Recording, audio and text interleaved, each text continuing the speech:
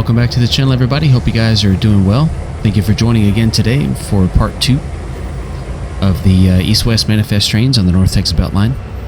So here we're looking at the westbound manifest departing McKinney Yard.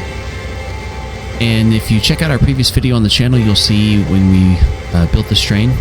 And if you don't remember, just to remind you, we have some work to do in Kingston. And the cars that are going to be set out in Kingston are going to be the ones that are at the front of the train.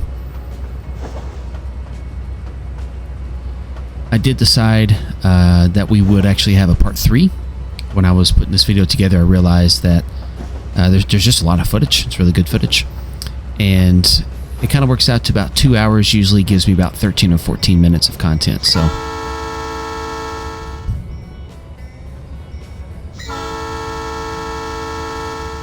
alright, now we're looking at the westbound manifest leaving Mineola. Theoretically, these would leave around the same time, but technically it depends on, how much work they have to get done when they're building the train. So, if it was a multiplayer session and I had an operator running both of these, ideally they would be done at the same time, but naturally if they're not, it's not a big deal. They're still able to fully operate opposing each other on the route at different times if they need to. So here we are back with the eastbound heading into Princeton. These manifest trains can reach the full length of 1,600 feet, which is around 25 to 30 cars sometimes, so nice long trains for a model railroad. And then here we are back with the westbound as it's heading into the town of Alba.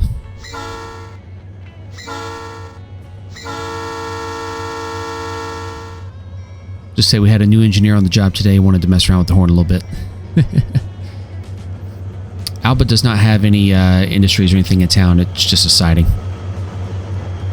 But once upon a time, it had a little small depot station and things. It was a long time ago. I guess since the route we're running on was pulled up in the 40s, right after the war, I think. Or maybe even during the war. I think it was right after the war. It's understandable that, here we are 50 some odd years later, 60 years later. Definitely wouldn't be any passenger traffic. And looking at the eastbound as it's coming into Farmersville. And now actually we're back to the westbound. So here we are passing through Alba, and then we're going to round the corner into Emory, which you'll see in just a little bit.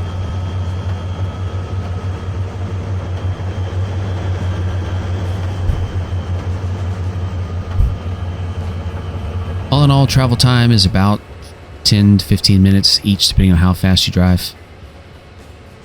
I tend to drive not too fast, so reaching more into that 15-minute mark to get from each end of the layout to Kingston.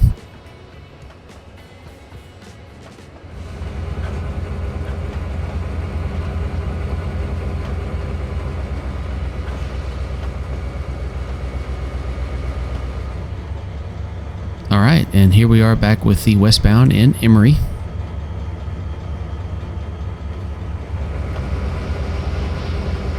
And now we have the eastbound taking the restricted signal on its way into Kingston Yard.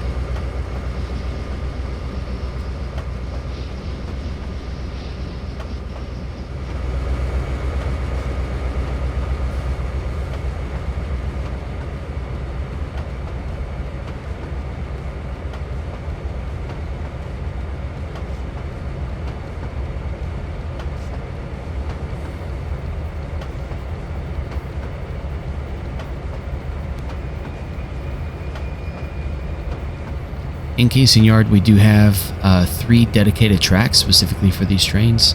Right now, this one, the westbound, is coming in on track 3. Or actually track 2, sorry. I forget. These are tracks 0, 1, and 2. And so the way it works is whichever train comes in first gets to have its pick of which track it wants to come onto. So this one chose track 2. And then the cars on track 1 there are always the cars that are being stored by the yard crew in order to be picked up by these trains. So the cars are blocked on the track depending on their direction. So the half of the track that's close to us right now is for the westbound train, and the cars on the half of the track far back into the background are for the eastbound train. And that way when they come in, they just have some trailing point switches, and it's a nice easy move, so they can complete their block swap.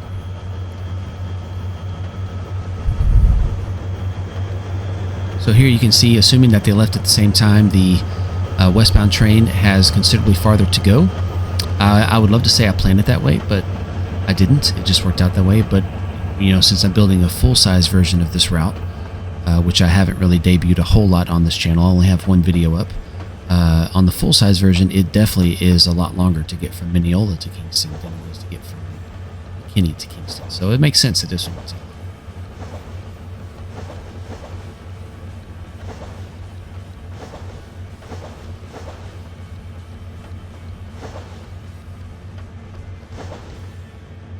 Some of this footage was recorded over a year and a half ago, honestly. So one of the cool things about looking back at this footage is just seeing how my modeling abilities have increased over the last year and a half. This is the first route that I ever released publicly, and I still think it is fantastic.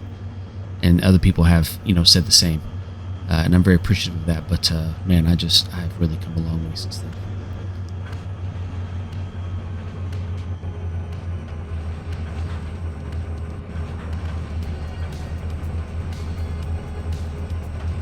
All right, here we are coming into Kingston Yard from it's actually the south. Of course, on the railroad, it's from the east, but geographically, if it were a real yard, it would be from the south.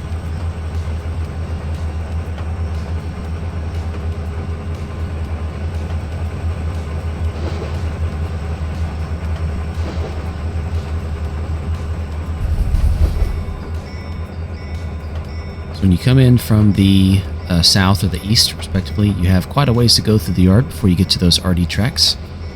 So we're going to come in on track 0 for a bit, and then we'll head over to our RD track that's waiting for us.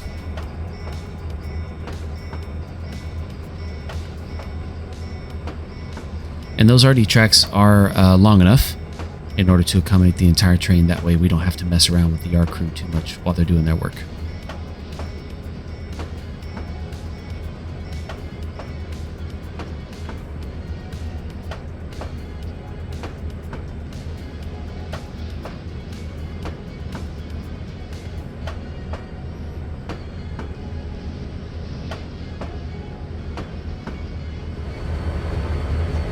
And you can see the eastbound over there waiting for us as we come in.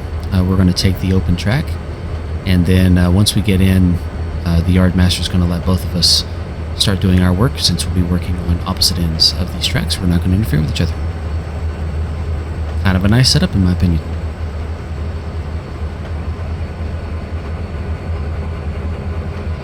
I do believe the last time I ran these trains by myself, just a single player, I did not film them because I knew I already had this footage. But I do believe that I ran these 2 trains and 2 others at the same time. So I was running 4 trains at the same time. That was pretty wild. I don't know if I'll do that next time. I did it, of course, just to kind of see how much I could reasonably manage it was. It was busy. All right, so we're going to come to a stop here and get disconnected, and then here you can see the eastbound train is going to go ahead and pull out their cut that they're going to set out there on the middle track. So what you do is you set your cut off to the side, you go back to the middle track, you pick up your cars, and then you put them on the train, and then you go back and you grab your setouts and you shove them on that middle track, and then you're ready to head out after that. So I'm going to fast forward through all of these movements just because it's about 45 minutes worth of switching. So if I can get that down to 4 or 5, that's a lot better. But like I said, we are coming down on track 0 now, which is our first open track. And these are the cars that we're leaving in Kingston, but we're just going to temporarily set them right here.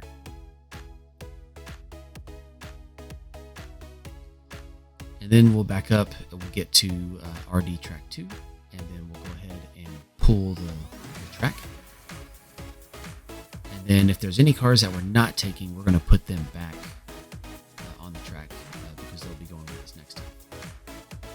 The only real limitation as to why we might not pull the whole track is just because I added randomness in JMRI, because I didn't want to do the same thing every time. So, it intentionally doesn't pick up every car just to kind of make it where it's not entirely repetitive. Or sometimes they'll come through and they'll only pick up 1 or 2 cars. Just the nature of it. But that's what keeps it interesting, I think, is the fact that it's not the same every time. So you see we put those cars back because they're staying for next time. And now we're pulling out. We're going to go ahead and shove back and get these put on our train because we're taking these with us. And then our last move we'll do over here with the eastbound is we will grab the rest of our setouts and shove them back onto the track 2 here in just a minute. So right now we're going to go ahead and recouple. All right, now over to the westbound. Same process. We're going to pull the cars that we're going to leave, and we're going to set those off to the side.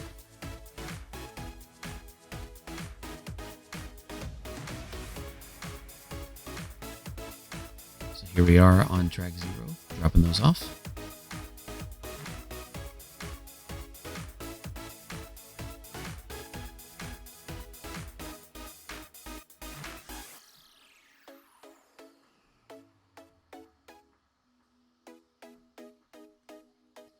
Now we'll come back and we will grab our cars from track 2 that are going to go with us. And once again, just like the other one, we will only take the cars that we're going to take with us, and the others we're going to put back on this track.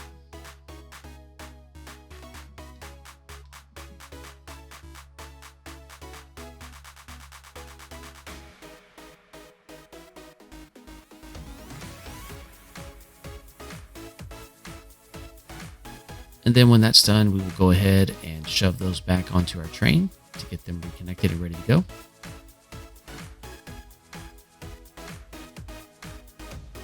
So those are all the cars that are going to be going with us.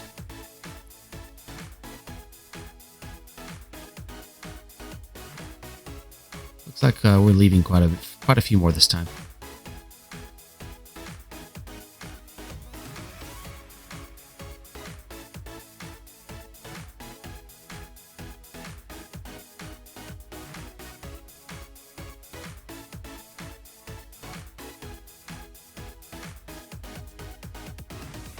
And there's proof right there in case you wanted it that sometimes you'll have pickups kind of scattered in the middle and you'll have to do some switching. It just is what it is. So what we're going to do is we're going to go ahead and wrap up these moves and get these cars in place, get our train back together, and then that will pretty much be the end of part 2. What we're going to save for part 3 is we'll save the trips back to Mineola and McKinney.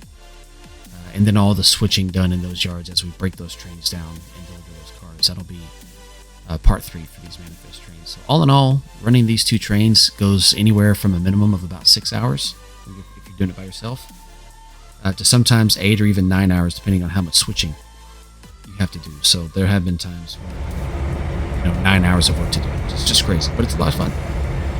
So if you've made it this long, I just want to say thank you again for being here. Thanks for watching. Make sure to like, comment, subscribe, and engage with the channel. I appreciate all the views that I've been getting and all the words of appreciation. And hopefully you guys continue to enjoy the content. So this week we've got this video we'll post on Monday, and then I've got a new JMRI video I'm putting out on Wednesday, and then Friday I'll have a new Bright Bridge video. So thanks again, guys. Stay tuned. We'll see you guys next time.